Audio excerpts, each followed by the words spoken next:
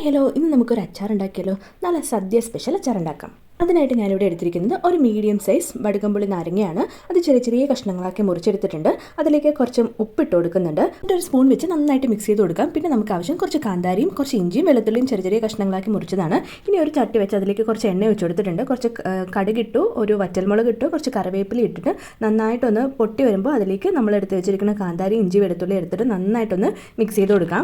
ഇനി നന്നായിട്ട് വഴണ്ടി വരുമ്പോൾ ഇതിലേക്ക് കുറച്ച് മഞ്ഞൾപ്പൊടി ഇട്ട് കൊടുക്കുന്നുണ്ട്. 2 ടീസ്പൂൺ മുളക് പൊടി ഇട്ട് കൊടുക്കുന്നുണ്ട്. നിങ്ങൾക്ക് എരിവ് കൂടുതലാണെങ്കിൽ കുറച്ചുകൂടി ഇട്ട് കൊടുക്കാം കേട്ടോ. എന്നിട്ട് നന്നായിട്ട് വഴറ്റിയെടുത്തിട്ട് ഇതിലേക്ക് 1 ടേബിൾ സ്പൂൺ ഉലുവ വറുത്ത് പൊടിച്ചതും 1 ടേബിൾ സ്പൂൺ കായപ്പൊടിയും ആണ് ഇട്ട് കൊടുക്കുന്നത്. എന്നിട്ട് നന്നായിട്ടൊന്ന് ഇളക്കി കൊടുത്തിട്ട് 1/2 ഗ്ലാസ് വെള്ളം അതിലേക്ക് ഒഴിച്ചു കൊടുക്കുക. വെള്ളം നന്നായിട്ട് തിളച്ച് വരുമ്പോൾ ഇതിലേക്ക് നമ്മൾ ചെറുതായി മുറിച്ച് വെച്ചിരിക്കുന്ന നാരങ്ങ കൂടി ഇട്ട് കൊടുത്തിട്ട് നന്നായിട്ടൊന്ന് മിക്സ് ചെയ്ത് യോജിപ്പിക്കാം.